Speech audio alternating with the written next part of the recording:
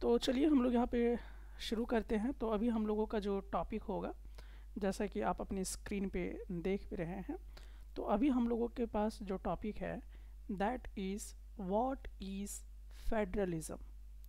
तो फेडरलिज्म से आप क्या समझते हैं, यही हमारा टॉपिक है। तो क्या आपके पास कोई आइडिया है फेडरलिज्म को लेकर?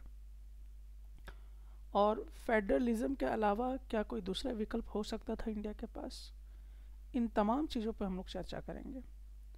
तो सबसे पहले जो हमारे पास आता है वो ये है कि आखिरकार फेडरलिज्म है क्या, इसका मतलब पहले हम लोगों को क्लियर होना चाहिए।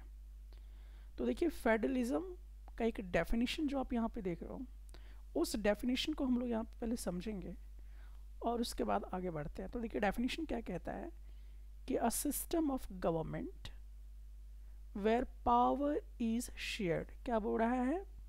Power is shared. यहाँ पे फोकस करना है। पावर इज शेयर्ड यानी कि जो शक्तियां हैं उसका बंटवारा होगा। Power is shared. तो ये शक्ति जो है, ये जो पावर है, किसके किसके बीच में शेयर होगा? तो क्या कह रहा है कि ये जो आपका पावर है, ये सेंट्रल गवर्नमेंट और स्टेट गवर्नमेंट के बीच में क्या होगा? शेयर किया जाएगा। तो जब सेंट्रल गवर्नमेंट और स्टेट गवर्नमेंट के बीच में पावर शेयर किया जाता है तो उसी को हम लोग क्या कहते हैं? फेडरलिज्म कहते हैं। अब ये कहाँ कहाँ पे होता है ये भी आपको समझना होगा। तो इसको समझने के लिए चलिए थोड़ा सा हम लोग और देखते हैं एग्जाम्पल के तौर पे। तो जैसा कि आप देख सकते हैं, इंडिया एक इसका बहुत बढ़िया एग्जाम्पल है। इंडिया में क्या है? फेडरलिज्म है। मतलब स्टेट गवर्नमेंट और सेंट्रल गवर्नमेंट के बीच में पावर शेयर की जाती है। उसी तरह से अगर हम लोग बात करें तो वो है आपका कौन सा? यूएसए। यहाँ पे भी क्या होता है? पावर शेयर किया जाता है। अब इसी चीज़ को आप यहाँ मैप में भी जो है वो देख सकते हैं, जो आपके बुक से ली गई है। तो यहाँ पे रेड कलर में जितना भी दिखाया जा रहा है, ये क्या है? Federal political system. यानी कौन कौन से ऐसे कंट्री हैं जो फेडरल पॉलिटिकल सिस्टम फॉलो करते हैं। तो जैसे कि आप यहाँ पे देख रहे हैं, कनाडा है, यूनाइटेड स्टेट्स ऑफ अमेरिका है यानी यूएसए है, मैक्सिको है, ब्राज़ील है, अर्जेंटीना आपको यहाँ पे दिखाई देगा, ठीक है। उसी तरह से साउथ अफ्रीका। नाउ इंडिया में भी आप देख सक रहे हैं, पाकिस्तान को देख पा रहे हैं आप, बेल्जियम को यहाँ पे देख पा रहे हैं, ऑस्ट्रिया को देख पा रहे हैं, स्विट्ज़रलैंड को देख रहे हैं, स्पेन को देख रहे हैं, ठीक है, रशिया को आप देख रहे हैं, यहाँ पे आप मलेशिया को देख रहे हैं, ऑस्ट्रिया को देख रहे हैं, साउथ अफ्रीका को देख रहे हैं। तो जहाँ जहाँ पे ये आपको रेड रेड करके दिखाया गया है, ये वैसे कंट्री हैं जो फेडरल पॉलिटिकल सिस्टम को फॉलो करते हैं, ठीक है। तो एग्जाम्पल आपके पास बहुत सारा है कि फेडरल पॉलिटिकल सिस्टम कौन कौन फॉलो कर रहा है। तो खासकर जैसे कि आपको यहाँ पे दिखाई दे रहा है इंडिया, जैसे कि आप अपनी इंडिया को यहाँ पे भी देख सकते हैं। उसी तरह से यूएसए, तो यूएसए को आप यहाँ पर भी देख सकते हैं, ठीक है। तो ये तमाम चीज़ें जो हैं, जितनी भी कंट्रीज़ हैं वो क्या फॉलो करते हैं? फेडरलिज्म को फॉलो करते हैं। फेडरलिज्म अभी मैंने समझाया कि पावर शेयर किया जाता है सेंट्रल गवर्नमेंट के बीच में और स्टेट गवर्नमेंट के बीच में। अब इसको समझाने के लिए थोड़ा सा मैं एग्जांपल देता हूँ। जैसे मान लीजिए कि अभी वर्तमान में सेंट्रल गवर्नमेंट किसके पास है? बीजेपी के पास है, ठीक है, भारतीय जनता पार्टी। और अभी स्टेट गवर्नमेंट जहाँ भी आप बिलोंग कर रहे हो वो क्या है? झारखंड है। तो झारखंड में भी किसकी सरकार है? इंडिया की सरकार है, या आप मुख्यतः तौर पे जेएमएम को कह सकते हो, ठीक है। तो ये क्या हो गया? स्टेट गवर्नमेंट हो गया झारखंड में, झारखंड एक स्टेट गवर्नमेंट हो गया। और ये क्या हो गया? ये आपका सेंट्रल गवर्नमेंट को फॉलो कर रहा है। तो इन दोनों के बीच में क्या होता है? पावर का शेयरिंग होता है, और इसी को हम लोग क्या कहते हैं? फेडरलिज्म कहते हैं।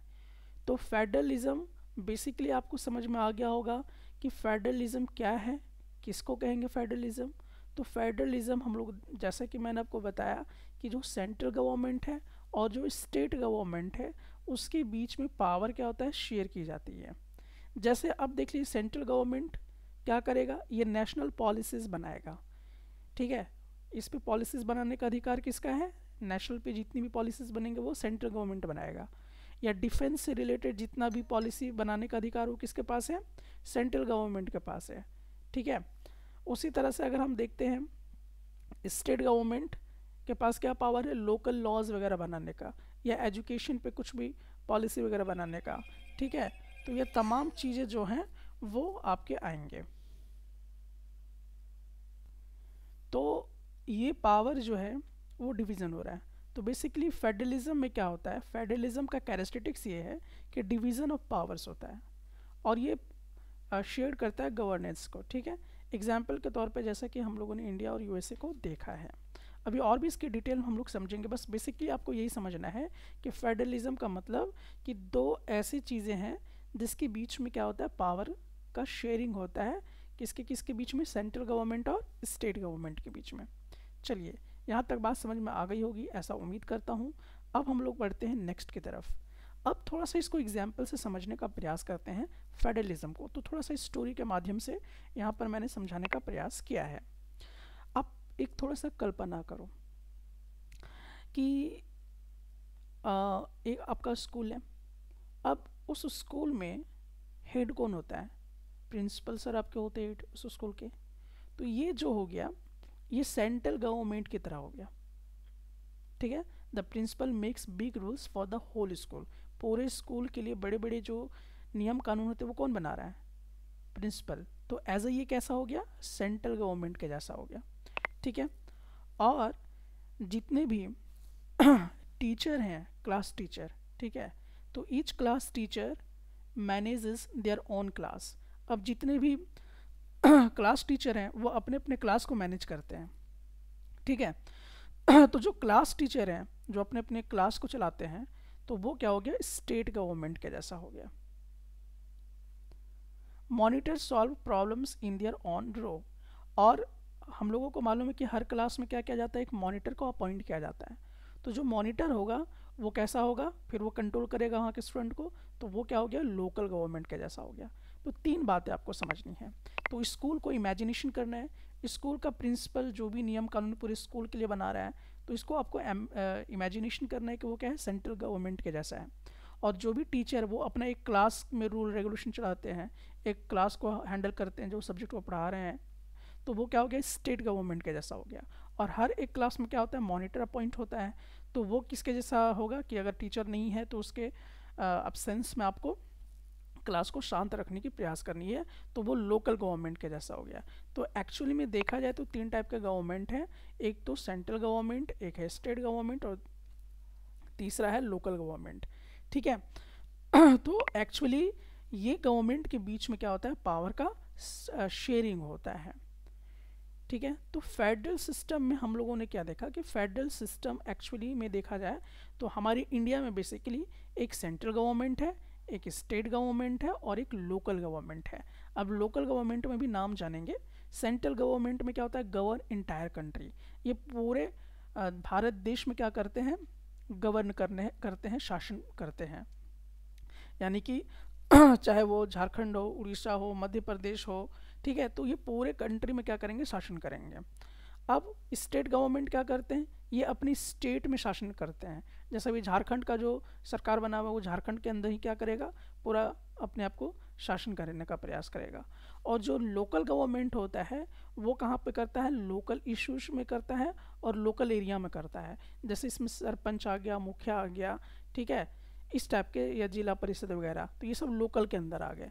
तो फेडरल सिस्टम हमारे इंडिया में तीन तरह के बनाए गए, central government, state government and local government. I think आपको ये बात समझ में आ गई होगी। अब चलिए हम लोग देखते हैं कि जो फेडरलिज्म है उसके क्या क्या फीचर्स हो सकते हैं, इसको समझने का प्रयास करते हैं। मतलब कि हाउ डज फेडरलिज्म वर्क, यानी कि फेडरलिज्म काम कैसे करता है। तो अब तो ये समझना है हम लोगों को। तो देखिए, टू और मोर लेवल्स ऑफ गवर्नमेंट, गवर्नमेंट कितने लेवल के होते हैं, दो या दो से ज़्यादा होते हैं, ठीक है। तो जैसे इंडिया के बात हम लोग अभी यहाँ पे करेंगे तो एक अभी जैसा मैंने बताया कि सेंट्रल गवर्नमेंट होता है, इसका काम क्या है, पूरे कंट्री को क्या करना, गवर्न करना। खासकर जैसे एग्जाम्पल के तौर पे कि जितना डिफेंस का काम होता है यही देखता है कि यूथ का है कि नहीं है, मिलिट्री, बीएसएफ, ये सब इसी के कंट्रोल में होता है। स्टेट गवर्नमेंट क्या होता है, स्टेट गवर्नमेंट अपने स्टेट में गवर्न करता है। जैसे स्कूल कैसा चल रहा है, रोड बना है कि नहीं बना है, ठीक है, इस तरह की चीज़ों को देख रहा है। और कभी कभी लोकल गवर्नमेंट भी होता है, और लगभग अभी भारत में ये चल भी रहा है, झारखंड में है भी।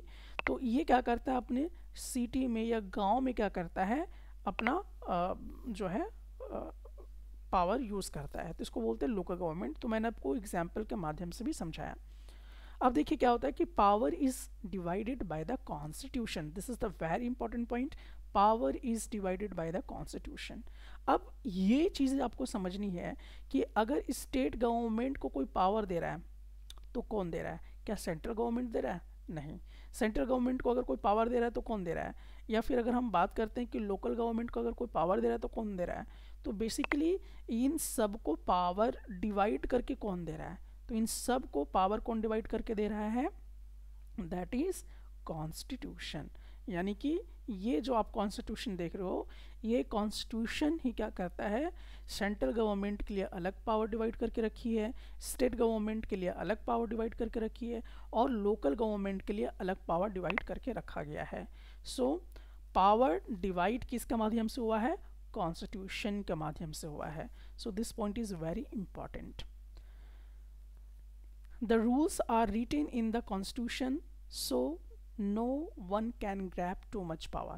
और देखिए इसमें क्या किया गया है, इसमें क्या किया गया है कि ये जो भी रूल्स हैं कि स्टेट गवर्नमेंट को क्या पावर मिलनी चाहिए, सेंट्रल गवर्नमेंट को क्या पावर मिलनी चाहिए, या लोकल गवर्नमेंट को क्या पावर मिलनी चाहिए, वो रिटर्न के फॉर्म में क्या किया गया है, इसमें रखा गया है, ताकि कोई भी, जैसे कि सेंट्रल गवर्नमेंट स्टेट गवर्नमेंट को ना दबा सके, और स्टेट गवर्नमेंट सेंट्रल गवर्नमेंट पे चढ़ाई ना कर सके, या फिर लोकल गवर्नमेंट पे चढ़ाई ना कर सके। तो इसको लिखित तौर पे कहाँ पे रखा गया, कॉन्स्टिट्यूशन में रखा गया है। Both governments are independent. अब यहाँ पर भी बड़ी इंपॉर्टेंट बात आपको जानने को मिलेगा कि जो सेंट्रल गवर्नमेंट है वो डिपेंड नहीं है स्टेट गवर्नमेंट पे, और जो स्टेट गवर्नमेंट है वो भी डिपेंड नहीं है सेंट्रल गवर्नमेंट पे। मतलब इसका क्या मतलब हुआ कि सेंट्रल गवर्नमेंट जो है वो स्टेट गवर्नमेंट में इंटरफेयर नहीं कर सकता है, और स्टेट गवर्नमेंट जो है वो सेंट्रल गवर्नमेंट में जो है इंटरफेयर नहीं कर सकता है। तो the central and state governments do not interfere with each others work. ठीक है, जैसे डिफेंस का अगर कोई मामला हैगा, ठीक है, तो डिफेंस का अगर कोई मामला होगा तो पावर किसके पास है, सेंट्रल गवर्नमेंट के पास है। तो स्टेट गवर्नमेंट उस पर जाके हस्तक्षेप नहीं कर पाएगा, ठीक है, कि आप ये कीजिए वो कीजिए, ऐसा वो नहीं कर सकता है। उसी तरह से स्टेट गवर्नमेंट के पास अपना है पावर, अगर ये चाहता है कि मैया समान योजना चले तो ये सेंट्रल गवर्नमेंट को डायरेक्टली इस पर हस्तक्षेप करने का पावर नहीं है। इस स्टेट को ऑन करने का पावर किसके पास है, खुद स्टेट के पास है। अगर ये कहता है कि सरकारी स्कूल के सारे ड्रेस के कलर ऐसे बदल जाने चाहिए, तो सेंट्रल गवर्नमेंट इसमें कुछ भी नहीं कर सकता है, इस पर इंटरफेयर नहीं कर सकता है। तो ये पावर कौन दे रहा है, तो ये पावर आपको कौन देता है, कॉन्स्टिट्यूशन देता है।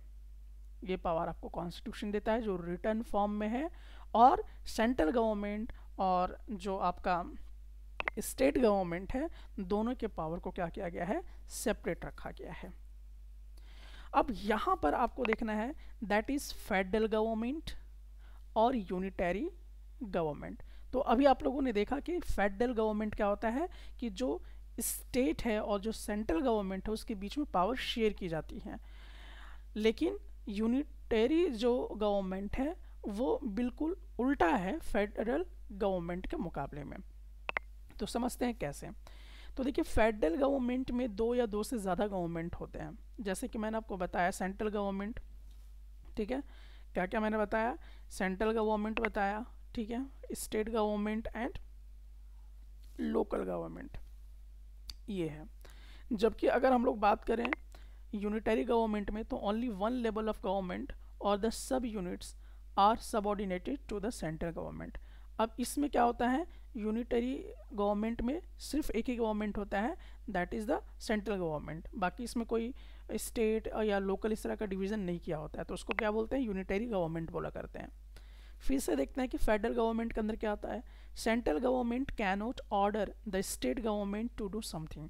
अब इसमें अभी मैंने बताया कि सेंट्रल गवर्नमेंट जो है ये ऑर्डर नहीं दे सकता है, किसको, स्टेट गवर्नमेंट को ऑर्डर नहीं देगा कि आप ये करो। मतलब सेंट्रल गवर्नमेंट ये नहीं कह सकता है कि झारखंड में कि मैया समान योजना तुम बंद करो, या फिर ये नहीं कह सकता है कि आप अपनी स्कूल के जो भी ड्रेस चेंज करो उसका कलर चेंज करो, इस तरह का नहीं। क्यों? क्योंकि कॉन्स्टिट्यूशन में इसका जो राइट है, इसका जो रूल है वो अलग सेपरेट करके बनाया गया है, इसके पास अपने राइट्स हैं, और जो सेंट्रल गवर्नमेंट है इसके पास अपने हैं, ताकि ये एक दूसरे को इंटरफेयर ना कर सके। एक बहुत ज्वलंत मुद्दा पे भी आएंगे लेकिन थोड़ी देर के बाद। जबकि यूनिटरी आपका जो गवर्नमेंट होता है ये ऑर्डर कर सकता है स्टेट गवर्नमेंट को, ठीक है, कि आप इस तरह का कुछ काम करो, ठीक है। तो सेंट्रल गवर्नमेंट स्टेट गवर्नमेंट को ऐसा कर सकता है।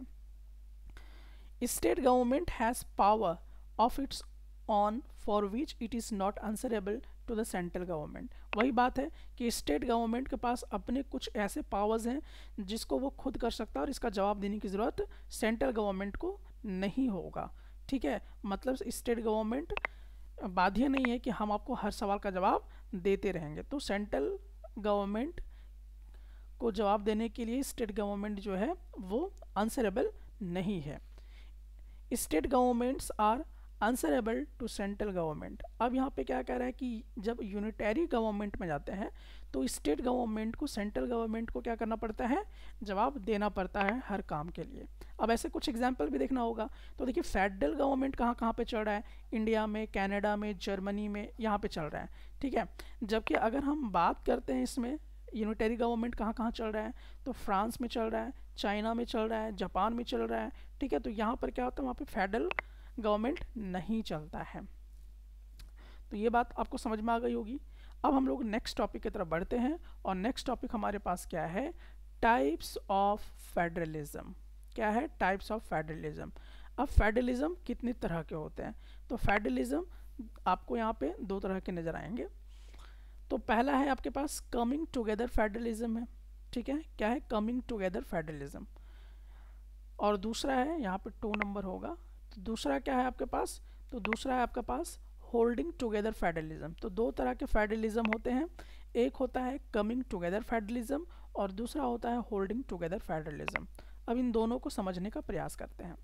अब देखिए कमिंग टुगेदर फेडरलिज्म क्या होता है कि जब छोटे छोटे स्टेट्स ज्वाइन होकर एक बड़ा कंट्री बनाते हैं तो उसको हम क्या बोलते हैं, कमिंग टुगेदर फेडरलिज्म बोलते हैं। छोटे छोटे स्टेट्स, जैसे कि मान लीजिए ये छोटा सा स्टेट हुआ, फिर ये हुआ, फिर ये हुआ, फिर ये हुआ, ये हुआ, तो एक बड़ा सा क्या बना दिया, ये एक कंट्री बना दिया।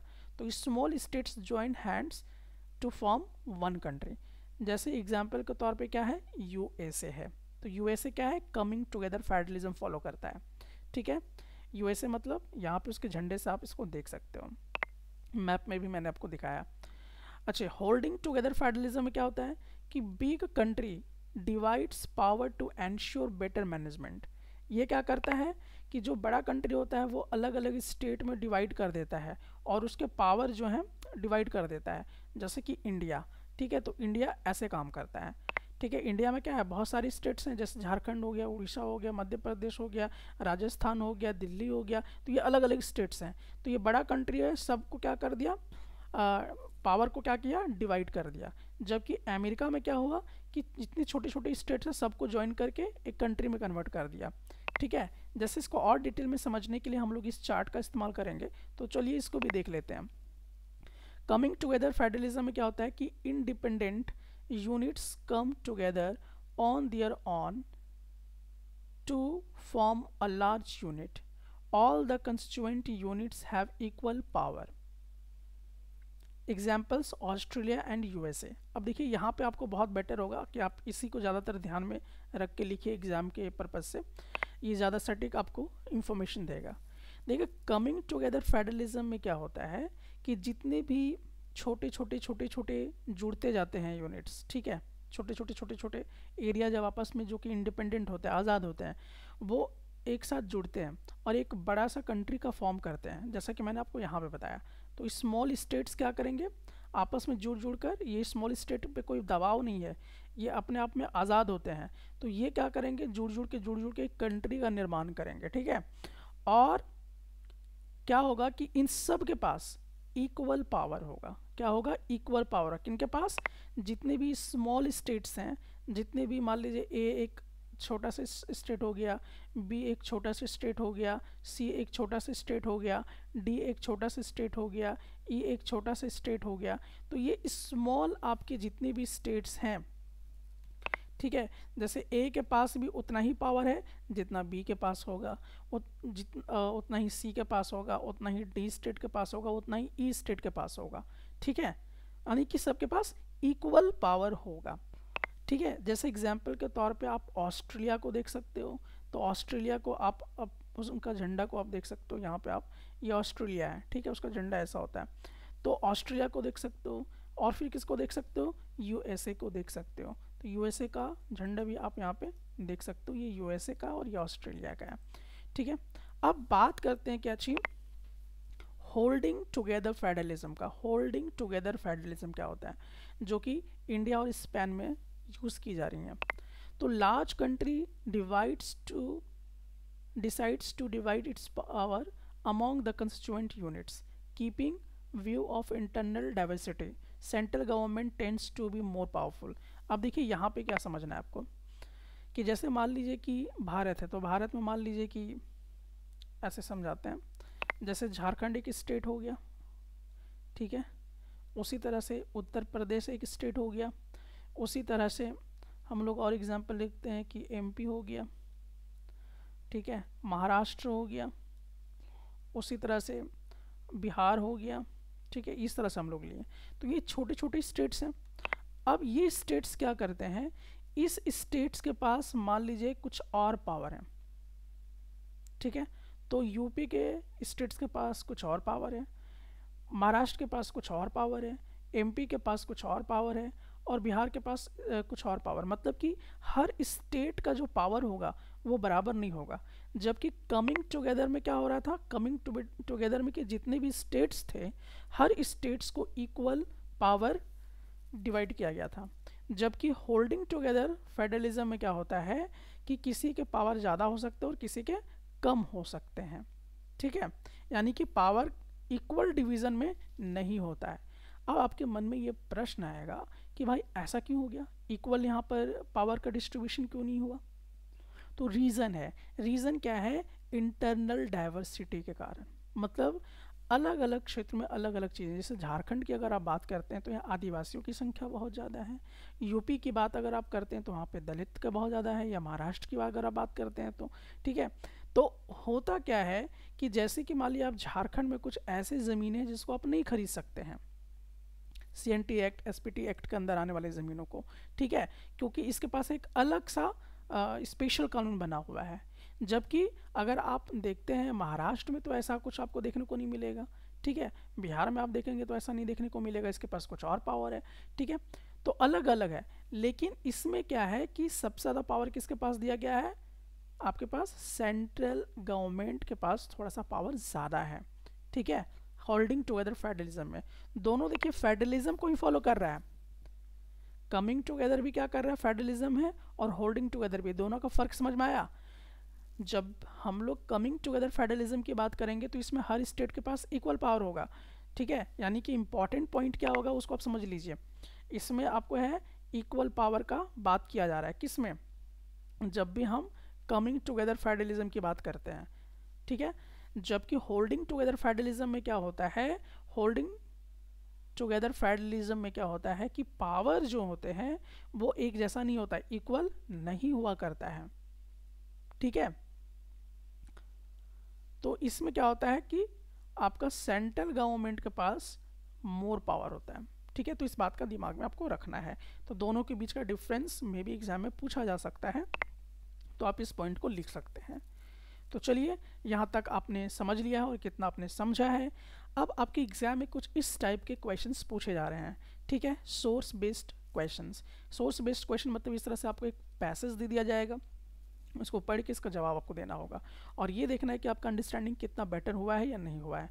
तो आगे बढ़ने से पहले मैं आपको यहाँ पे रोक रहा हूँ कि आपने कॉन्सेप्ट को कितना बढ़िया से समझा है। तो चलिए मैं आपको 5 मिनट का समय दे रहा हूँ, आप इसको जल्दी से रीड कीजिए, वीडियो को पॉज कीजिए, वॉच करने के बाद इसको रीड कीजिए, रीड करके इसका सवाल का जवाब अपने कॉपी पे लिखिए और देखिए कि उसका सही जवाब आप दे पाते हैं या नहीं दे पाते हैं। तो आप वीडियो को पॉज करके इसे अभी तुरंत बनाइए। तो और ऐसे कौन कौन से ऐसे स्टेट हैं जो जिनके पास स्पेशल स्टेटस है, तो वो है आपके पास असम, असम के पास एक स्पेशल स्टेटस है, नागालैंड के पास स्पेशल स्टेटस है, अरुणाचल प्रदेश है उसके पास भी एक अपना स्पेशल स्टेटस है, मिजोरम के पास भी अपना एक है, ठीक है। Enjoy special powers under certain provisions of the constitution of India article 371, और इनको कॉन्स्टिट्यूशन के किस आर्टिकल के तहत ये पावर मिली हुई है, 371 आर्टिकल के तहत इनको पास क्या मिला हुआ है, स्पेशल स्टेटस मिला हुआ है, ठीक है। और इंडिया क्या फॉलो करता है, होल्डिंग टुगेदर फेडरलिज्म को फॉलो करता है, इसीलिए हर जो स्टेट है उनके पास इक्वल पावर नहीं होता है, ठीक है। और इसी का वजह है कि इनके पास किसी स्टेट के पास स्पेशल स्टेटस हुआ करता है due to their peculiar social and historical circumstances. तो बोला ऐसा क्यों होता है, क्यों दिया गया, तो है कि इनके पास कुछ अजीबो गरीब सामाजिक जो है या जो ऐतिहासिक तौर पे जो चीज़ें हुई हैं, इसके कारण से इनको एक अलग सी स्पेशल जो है दिया गया है, ठीक है। अभी बहुत सारा विवाद आप देखते होंगे कि छठवीं अनुसूची की डिमांड की जाती है, झारखंड में आप देख रहे होंगे आदिवासी हैं तो उसके लिए एक अलग आपको दिया गया है। उसी तरह से अगर हम लोग देखते हैं कि these special powers are specially enjoyed in relation to the protection of land rights. अब इनको क्यों दिया गया है स्पेशल पावर्स, तो कह रहा है कि इनके पास एक क्या है, स्पेशल प्रोटेक्शन है, प्रोटेक्शन ऑफ लैंड राइट्स का मतलब इनका ज़मीन को कोई छीन ना पाए, उसके लिए एक स्पेशल प्रोटेक्शन दिया गया है ऑफ इंडाइजीनियस पीपल्स, जो बहुत आपके आदिवासी या मूलवासी टाइप के लोग हैं उनको दिया गया है। देयर कल्चर, उनके कल्चर को प्रोटेक्ट करने के लिए दिया गया है। And also preferential employment in government services, और उनको सरकारी नौकरी में क्या मिल सके, जगह मिल सके, इसलिए उनको स्पेशल पावर्स दी गई हैं, ठीक है। तो India who are not permanent resident of this state cannot buy land और house here. Similar special provisions exist for some other state of India as well. तो बोल रहा है कि इसी तरह का स्पेशल स्टेटस जो है वो दूसरे को भी दिया हुआ है। तो चलिए अब हम लोग यहाँ पे देखते हैं कि पूरा एक समरी आपको समझ में आ गया होगा कि इसमें क्या क्या बात जो है बेसिकली कहा गया।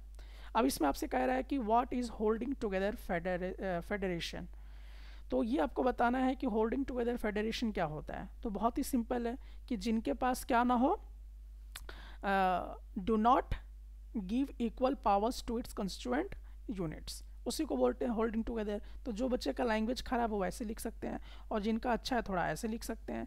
वो लिख सकते हैं कि large country decides to divide its power between the constituent states and the national government. आप चाहे तो ये भी लिख सकते हो, ठीक है, या तो फिर आपको पैसे से भी लिख सकते हो। अगला देखिए, name the states in India which have special status. कह रहा है कि ऐसे स्टेट्स का नाम बताइए जो भारत में है और जिनके पास स्पेशल स्टेटस है। तो जो पढ़ चुके हैं आपको मालूम है कि स्पेशल स्टेटस किसके किसके पास है, दैट इज़ असम, नागालैंड, अरुणाचल प्रदेश और मिजोरम। तो उसी को आपको यहाँ पे लिख देना है, तो यहाँ भी आप इसका जवाब दे पाइएगा। अगला सवाल देखिए क्या कहता है कि Indians who are not permanent residents of special status holding states cannot buy land और house in those states why. कह रहा है कि वैसे इंडियंस जिनके पास परमानेंट रेसिडेंस के लिए मतलब स्पेशल स्टेटस होल्डिंग नहीं है, तो वो ज़मीन को कैसे खरीद सकते हैं या घर को कैसे खरीद सकते हैं, मतलब खरीद नहीं सकते हैं वो, ठीक है। तो क्यों, तो इसका रीज़न ये है कि to protect the lands rights of indigenous people, their culture and also professional employment in their government services. तो एक्चुअली इसलिए बोल रहा है क्योंकि भाई उसका ज़मीन प्रोटेक्टेड रहे। जैसे अभी कोई झारखंड है तो झारखंड में कोई भी आदमी CNT एक्ट का लगा हुआ ज़मीन को नहीं खरीद सकता है, ठीक है, या घर को, उसके घर को नहीं खरीद सकता है। कारण क्या है कि उसमें स्पेशल स्टेटस मिला हुआ है झारखंड को, अगर कोई ख़रीदता है तो उसके लिए दिक्कत होगी। तो ऐसा क्यों बनाया गया? क्योंकि जो यहाँ के लोग हैं उनके लिए एक स्पेशल प्रोटेक्शन बनाया गया है कि उनकी ज़मीनें बहुत छीनी जा रही हैं, या उनके साथ दमन किया जाता है, या उनको आर्थिक रूप से कमज़ोर बना कर रखा गया है। इसीलिए वैसे लोगों को मजबूत करने के लिए इस तरह के स्पेशल कानून बनाए गए हैं। तो आई थिंक ये पूरा सेक्शन आपको समझ में आ गया होगा। और ये पूरा सेक्शन बेसिकली किस पे डिपेंड है? तो पीछे का जो हम लोगों ने पढ़ा है कि जो होल्डिंग टुगेदर फेडरलिज्म को आप लोग ज़्यादा से ज़्यादा समझ सकें, इसी को समझाने के लिए काफ़ी ज़्यादा किया गया है। ठीक है, तो आप यहाँ समझ गए होंगे होल्डिंग टुगेदर फेडरेशन क्या होता है, और इस पर आधारित आपने ये चीज़ें देखी हैं।